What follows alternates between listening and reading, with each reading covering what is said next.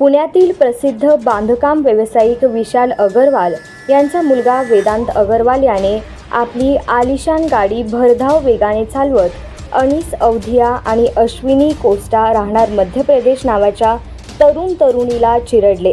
वेदांत अगरवाल विरोधात गुन्हाही दाखल झाला, परंतु सर्व सेक्शन्स बेलेबल होते, त्यामुळे त्याची तत्काळ जामिनावर सुटका करण्यात आली। परंतु हे प्रकरण दाबण्याचा कसा प्रयत्न झाला, कोणी काय भूमिका घेतली, शहरातील नाईट कल्चर आणि नाईट लाईफ हादरून टाकणाऱ्या घटनेचा हा ग्राउंड रिपोर्ट। नुकतीच 12वी झालेला वेदांत शनिवारी रात्री मित्रांसोबत ग्रॅज्युएशन पार्टी करण्यासाठी गेला होता। जाताना वडिलांची विशाल अगरवाल यांची आलिशान कार घेऊन तो मुंडव्यातील कोसी रेस्टॉरंटमध्ये गेला। शहरातील बड्या उद्योजकांच्या 60 ते 70 मुलांनी कोसी रेस्टॉरंटमध्ये दारूची पार्टी केली। त्यानंतर वेदांत आणि त्याचे ठराविक मित्र ब्लॅक नावाच्या पबमध्ये गेले। ब्लॅकमधील पार्टी संपून वेदांत ड्रायव्हिंग सीटवर बसला आणि ड्रायव्हरला शेजारी बसवले। त्याचे 2 मित्र देखील गाडीत मागे बसलेले होते। दारूच्या नशेत वेदांतने गाडीचा स्पीड वाढवला। ट्रम्प टॉवर समोर आल्यानंतर त्याचा कंट्रोल सुटला आणि त्याने समोरच्या पल्सरला धडक दिली। त्यानंतर एका स्विफ्ट कारला धडक दिली। बॅलर पबमधील स्टाफने घटनास्थळी धाव घेतली।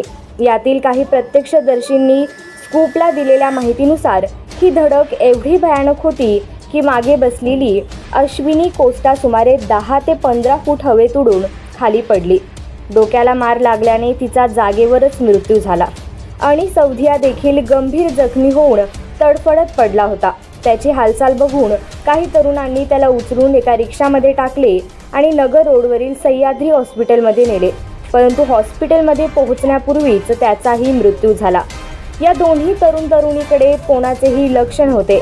आमदार सुनील टिंगरे यांनी अगरवाल यांची बाजू मांडण्यासाठी पोलीस स्टेशनमध्ये धाव घेतली। सुरुवातीला वेदांत अल्पवयीन असल्याचा ड्रामा करण्यात आला, तो देखील फार काळ टेकला नाही। अगदी Salman Khan hit and run केसप्रमाणे ड्रायव्हरलाही उभे करण्यात आले, परंतु प्रत्यक्षदर्शींनी मात्र मयत तरुण आणि तरुणीची बाजू मांडली।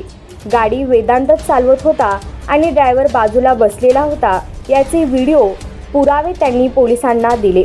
येथे कारवाईचा पाठपुरावा करणाऱ्यांना देखील शांत राहण्यासाठी ऑफर दिली जात होती। अखेर येरवडा पोलिसांनी वेदांत अगरवाल विरुद्ध गुन्हा दाखल केला आणि त्याला अटक केली।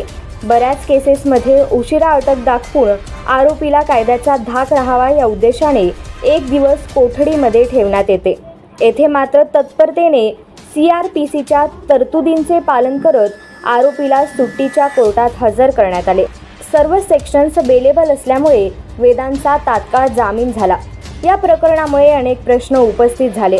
मुंडव्यातील कोसी रेस्टॉरंट आणि मेरिओट सूट्समध्ये अल्पवयीन मुलांना दारू विक्री केली जात असूनही कारवाई का झाली नाही? येथील CCTV फुटेज तपासले तर भयानक चित्र समोर दिसेल। एक्साईज डिपार्टमेंटने याबाबत काय कारवाई केली? 2 जणांचा जीव गेल्यानंतरही FIRमध्ये बेलेबल सेक्शन्स का दाखल करण्यात आले? अपघातात मृत्यू झालेल्या मुलांच्या आईवडिलांची फ्लाईट मिस झाली, त्यांना बाय रोड येण्यासाठी लागणारा वेळ आणि होणारी घालमेल याची दखल कोण घेणार? रात्रभर पार्टी करून पहाटे दोघांच्या मृत्यूस कारणीभूत ठरलेला वेदांत अगरवाल याला आईवडील क्रॉसिंग घेऊन आले होते, परंतु पोटच्या मुलांचे मृतदेह घरी घेऊन जाताना त्या दोघांच्या आईबाबाची काय व्यवस्था असेल? सॅटरडे नाईट एन्जॉय करणाऱ्या अल्पवयीन मुलांना सर्रास दारू सर्व करणाऱ्या रेस्टॉरंट विरुद्ध पोलीस आयुक्त काय कारवाई करणार? संबंधित आलिशान गाडी विशाल अगरवाल यांच्या नावावर रजिस्टर आहे। मार्चमध्ये या गाडीचे रजिस्ट्रेशन झाले असले तरी RTOकडून अद्याप नंबर दिला गेलेला नसल्याचे समजते। तरीही ही गाडी रोडवर कशी येते? याबाबत काही कारवाई होणार का?